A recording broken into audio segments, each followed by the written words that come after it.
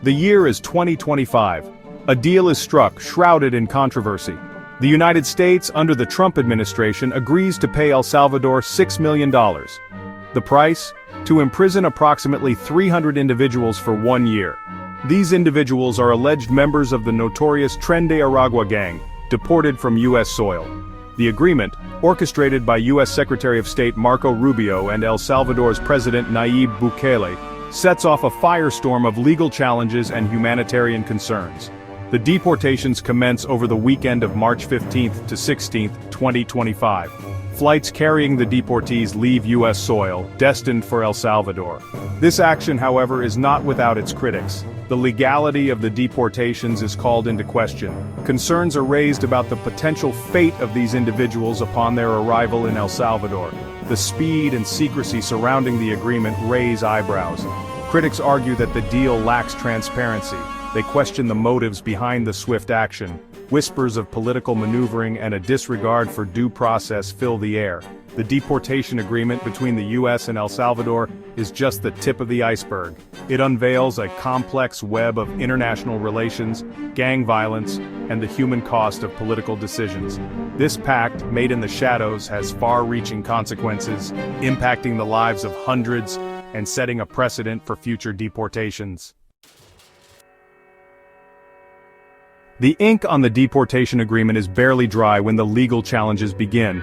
The American Civil Liberties Union, ACLU, and Democracy Forward, two prominent legal organizations, step into the fray. They file a lawsuit against the Trump administration, challenging the very foundation of the deportation agreement. At the heart of their argument lies the 1798 Alien Enemies Act, a relic of a bygone era. The Trump administration invokes this act to justify the deportations. They claim that Tren de Aragua's activities constitute a threat to U.S. citizens, thus warranting the use of this wartime measure.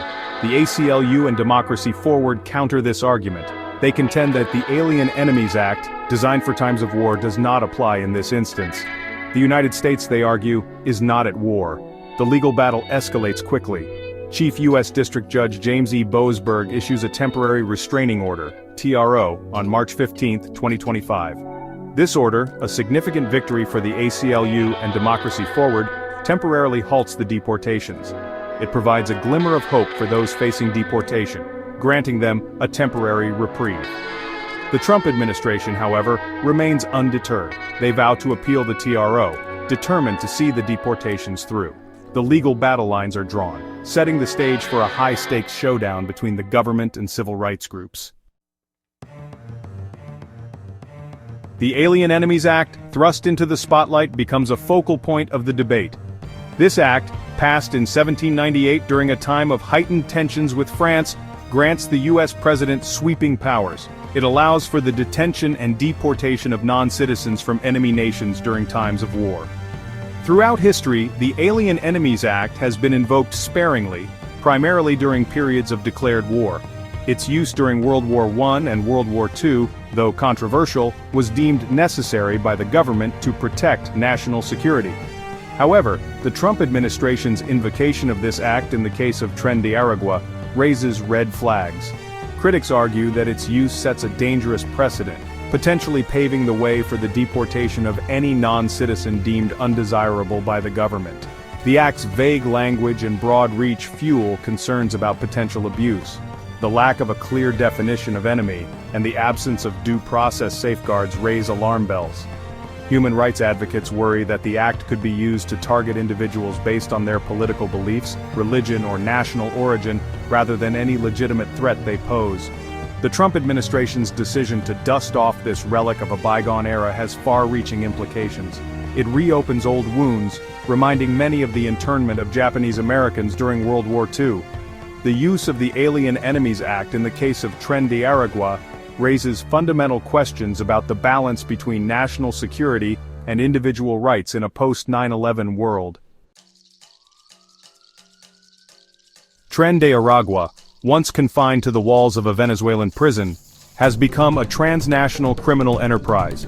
Its origins can be traced back to 2014, within the notorious Tocaron prison in Venezuela's Aragua state. What began as a small group of inmates controlling the prison's internal affairs quickly morphed into something far more sinister. Exploiting Venezuela's economic crisis and the resulting social unrest, Tren de Aragua extended its reach beyond the prison walls. They preyed on vulnerable Venezuelans fleeing the country, forcing them into their ranks. The gang's tentacles spread like a virus, establishing cells in neighboring Colombia and Peru, and eventually reaching as far as Chile and the United States. Tren de Aragua's criminal activities are as diverse as they are ruthless. They are involved in drug trafficking, human smuggling, extortion, prostitution, and armed robbery. Their brutality knows no bounds, leaving a trail of violence and fear in their wake. Their modus operandi often involves extreme violence, including kidnappings, torture, and murder. The gang's rapid expansion and ruthlessness have attracted the attention of international law enforcement agencies. The Biden administration, recognizing the growing threat posed by Tren de Aragua, designated them as a transnational criminal organization in 2024. The Trump administration, taking it a step further, labeled them a foreign terrorist organization in January 2025, citing their alleged ties to Venezuelan President Nicolas Maduro.